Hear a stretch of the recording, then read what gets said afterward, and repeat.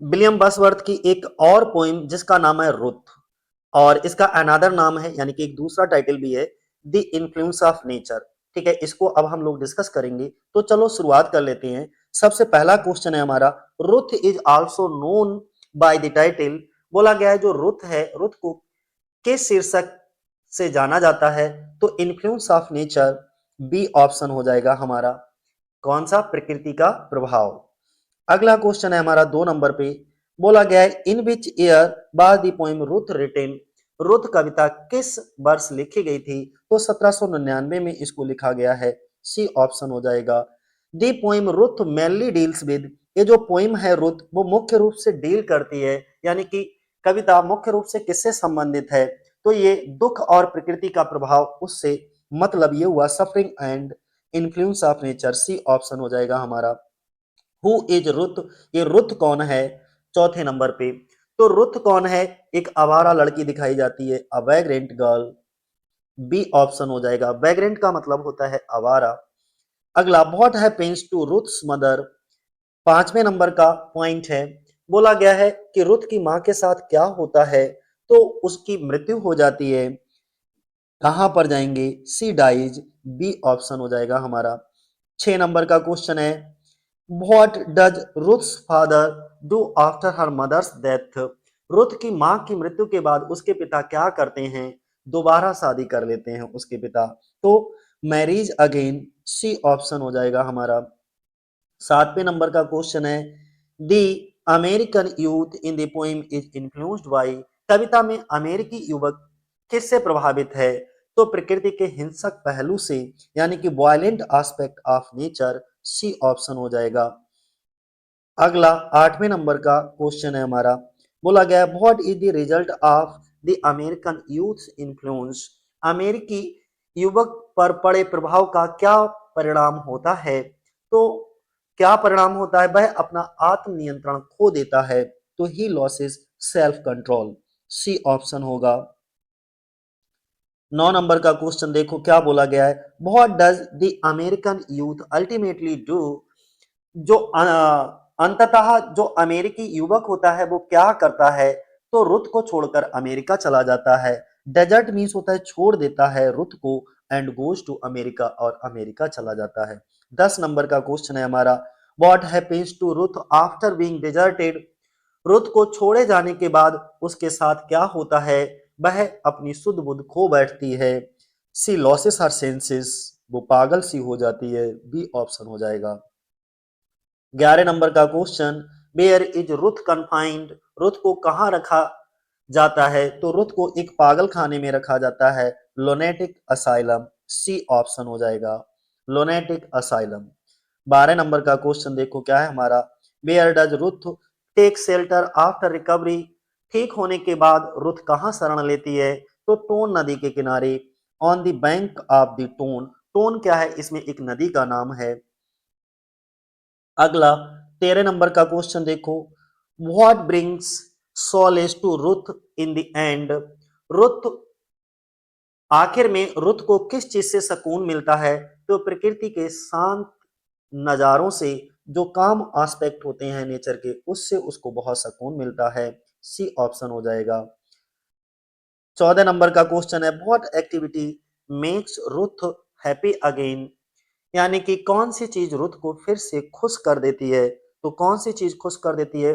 पानी से चलने वाली खिलौना चक्कियां जो होती हैं, तो मेकिंग टॉय वाटर मिल्स, ये जो होती हैं, ये क्या होती हैं? पानी से चलने वाले खिलौना होता है, चक्कियां बनाना। तो वो ये जो नजारा देखती है तो ये बहुत ज्यादा हैप्पी हो जाती है। अगला क्वेश्चन है हमारा, what is said about the poem in the and. आखिर में इस कविता के बारे में क्या कहा गया है? तो इसमें सुंदर दृश्यों की कमी है, यही बोला गया। Fine picture are missing. C option हो जाएगा हमारा। अब हम लोग डिस्कस करेंगे इसके कुछ वन लाइनर एमसीक्यूज को। वन लाइनर एग्जाम की पॉइंट्स कौन कौन से? सबसे पहला देखो कौन सा है, Ruth is a poem by William Wordsworth. ये जो रुथ है वो विलियम बसवर्थ की एक कविता है। अगला दूसरा पॉइंट है, the alternative title of the poem is. इस पोएम का अल्टरनेटिव यानी कि दूसरा टाइटल क्या है? In the influence of nature. Most important है, यही पूछा जाता है कि रुथ का अल्टरनेटिव टाइटल क्या है। The poem was written in ये पोएम 1799 में लिखी गई। It presents the darker side of the influence of nature, यानी कि यह प्रकृति के प्रभाव के एक गहरे और नकारात्मक पहलू को दर्शाती है। अगला 5वें नंबर का क्वेश्चन क्या है, बोला गया Ruth is a poor background girl. जो रुथ है वो एक गरीब और घुमक्कड़ बैकग्राउंड गर्ल यानी कि घुमक्कड़ लड़की है, ठीक है, आवारा लड़की है। अगला he loses her mother at an early age, वह अपनी बहुत कम उम्र में ही अपनी माँ को खो देती है। अगला 7वें नंबर का पॉइंट है her father remarriage after her mother's death, यानी कि उसकी मां की मृत्यु के बाद उसके पिता दूसरी शादी कर लेते हैं। 8वें नंबर का पॉइंट है Ruth वांडर्स over hills and valleys in loneliness, Ruth अकेलेपन में पहाड़ों और घाटियों में भटकती रहती है। 9 नंबर का पॉइंट है she falls in love with a wild American youth, वह एक वाइल्ड स्वभाव वाले यानी कि बहुत अच्छा स्वभाव नहीं होता है, यानी कि बुरे स्वभाव वाले अमेरिकी युवक से उसको प्यार हो जाता है।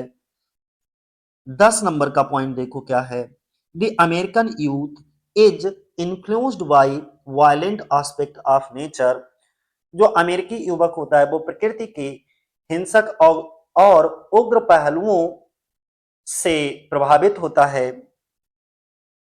उसका जो नेचर होता है, स्वभाव होता है, वो बहुत ज्यादा वायलेंट किस्म का होता है। अगला he loses self control and higher moral values, वह अपना आत्मनियंत्रण और उच्च नैतिक मूल्यों को खो देता है। He become a slave to base desires, वह अपनी नीच और निम्न इच्छाओं का गुलाम बन जाता है, जो उसकी बेस डिजायर्स होती हैं उनका। 13 नंबर का पॉइंट है the youth deserts Ruth and return to America, वो युवक जो है रुथ को छोड़ करके अमेरिका वापस चला जाता है। और 14 नंबर का पॉइंट है Ruth loses her mental balance due to suffering, जो रुथ होती है वो दुख और पीड़ा बहुत ज्यादा दुख होता है उसको, बहुत ज्यादा पीड़ा होती है, जिसके कारण अपना मानसिक संतुलन खो बैठती है।